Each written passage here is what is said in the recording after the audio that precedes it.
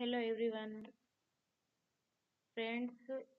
आप 10वीं 12वीं या फिर जिस भी कंपटीशन की तैयारी करते हैं उसमें हिंदी तो आती ही आती है, हिंदी ग्रामर।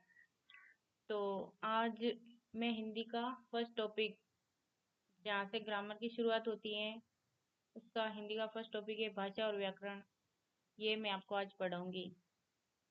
तो चलिए शुरू करते हैं, भाषा और व्याकरण।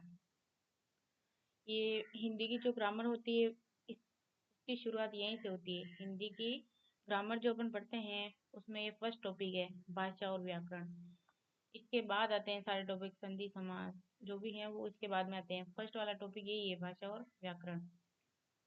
तो सामाजिक प्राणी होने के नाते मनुष्य को परस्पर सर्वदा विचार विनिमय करना पड़ता है, यानी कि आपस में बातचीत करनी पड़ती है। कभी वह सिर हिलाने या संकेतों के माध्यम से अपने विचारों या भावों को अभिव्यक्त कर देता है। यानी कोई इशारे के हिसाब से भी किसी को समझा सकता है, तो ये भी विचार का आदान प्रदान है, विचार विनिमय है, विचार का आदान प्रदान है। तो कभी उसे ध्वनियों, शब्दों और वाक्यों का सहारा लेना पड़ता है। कभी वो संकेतों के माध्यम से समझा देता है और कभी उसको ध्वनियों, शब्दों और वाक्यों का सहारा लेना पड़ता है। इस प्रकार यह प्रमाणित है कि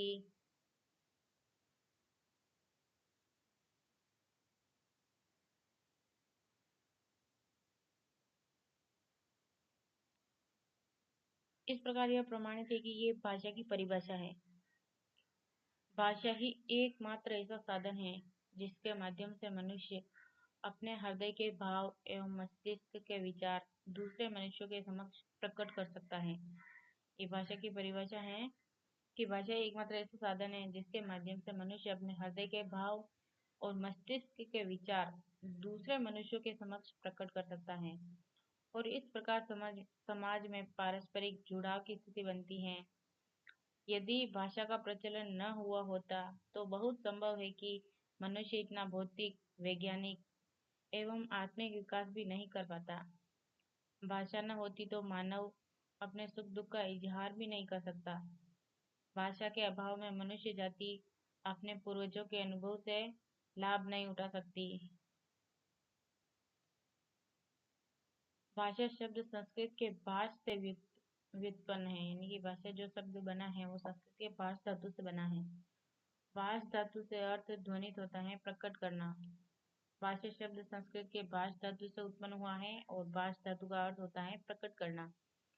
जिस माध्यम से हम अपने भाव के जिस माध्यम से हम अपने मन के भाव एवं मस्तिष्क के विचार बोलकर प्रकट करते हैं उसे भाषा की संज्ञा दी गई है। भाषा ही मनुष्य की पहचान होती है।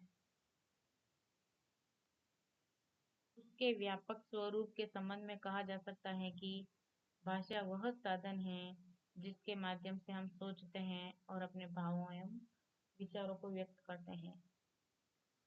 परिवर्तन प्रकृति का नियम है। समय के साथ साथ भाषा में भी परिवर्तन आता रहता है।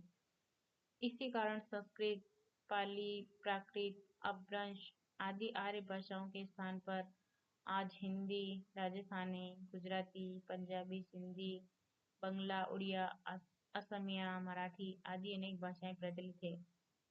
इन भाषाओं से पहले ये भाषाएं प्रचलित थी, संस्कृत, पाली, प्राकृत, अपभ्रंश। इसके बाद में अपने हिंदी, राजस्थानी, गुजराती, पंजाबी ये सभी प्रचलित भाषाएं हैं।